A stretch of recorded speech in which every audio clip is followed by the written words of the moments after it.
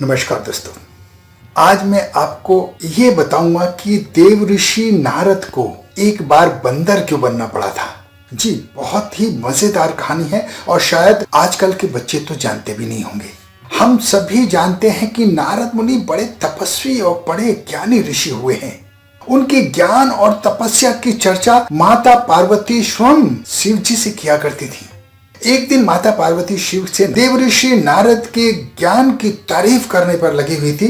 तभी शिव जी ने पार्वती जी को बताया कि नारद जी बड़े ज्ञानी हैं, लेकिन इतना अहंकार अच्छा नहीं होता। एक बार नारद जी को इसी अहंकार की वजह से बंदर बनना पड़ा था। यह सुनकर माता पार्वती को बड़ा आश्चर्य हुआ।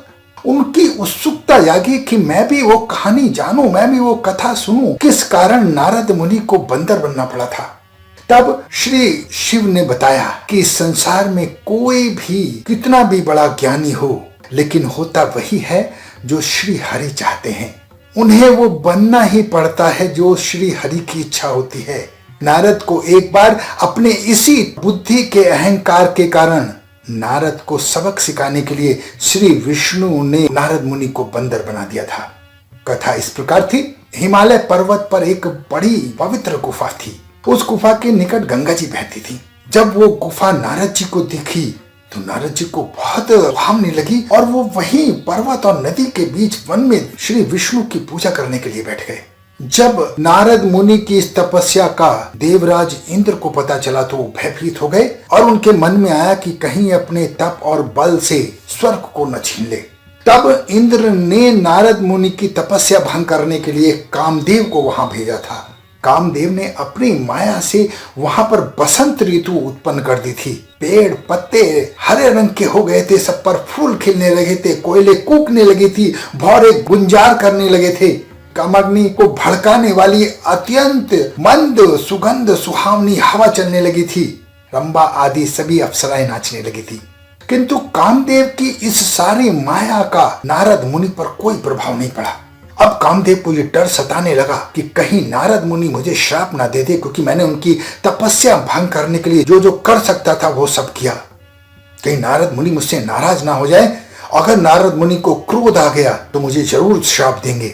इसी बात को ध्यान में रखकर कामदेव ने नारद मुनि से क्षमा मांग ली। नारद मुनि को बिल्कुल क्रोध नहीं आया और उन्होंने कामदेव को क्षमा कर दिया। कामदेव के चले जाने के बाद नारद मुनि के मन में घमंड पैदा हो गया कि उन्होंने सोचा कि मैंने कामदेव को जीत लिया है, और वो ये बात बताने के लिए शिव जी के पास चले गए।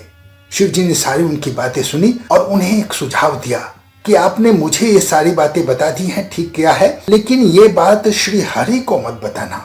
अब नारद मुनि जी के मन में ये आया, मैंने इतना बड़ा काम किया है, मैंने कामदेव को परास्त किया है और ये बात मैं श्री हरि को ना बताऊं, ऐसा नहीं हो सकता। और वो सीधे श्री हरि के पास सारी बात बताने के लिए चले गए। उनकी बातें सुनकर श्री हरि समझ गए कि नारद मुनि को घमंड हो गया है और उनका घमंड तोड़ने के लिए भगवान श्री हरि ने एक माया रची। जब नारद मुनि श्री हरि से विदा लेकर जा रहे थे तो उनका अभिमान और बढ़ गया था। उधर श्री हरि ने अपनी माया के बल पर रास्ते में एक बहुत सुंदर नगर बना दिया। उस नगर में शीलनिधि नाम का एक वैभवशाली राजा था। उस राजा की विश्व मोहिनी नाम की एक बहुत ही सुंदर गुणवान पुत्री थी, जिसके रूप को देखकर श्री लक्ष्मी भी मोहित हो जाए। विश्व सुंदरी मोहिनी स्वयंवर करना चाहती थी। इसके लिए बहुत से राजा उस नगर में आए हुए थे। अब ये तो श्री हरि की लीला थी। नारद जी भी उस नगर में पहुंचे। तब मोहिनी के पिताजी ने नारद जी का अतिथि सत्कार किया और बड़े आदर से उनको आसन ग्रहण कराया और फिर अपनी कन्या की हस्त रेखा दिखाने लगे।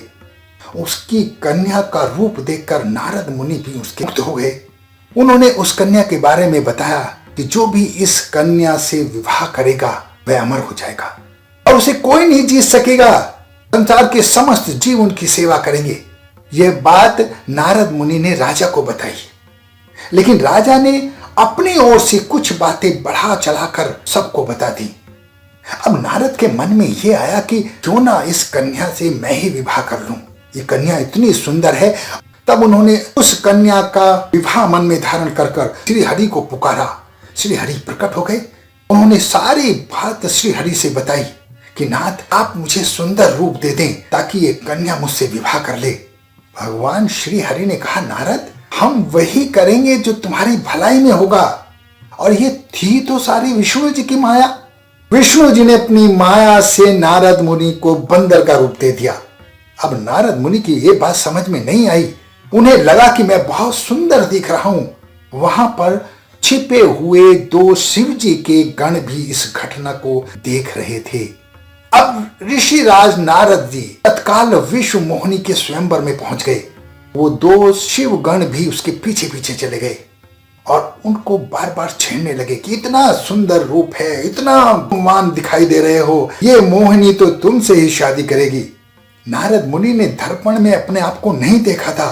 नारद मुनि मन ही मन खुश हो रहे थे कि भगवान विष्णु की कृपा से जो मुझे रूप मिला है उसके कारण ये मोहिनी मुझसे ही विवाह करेगी।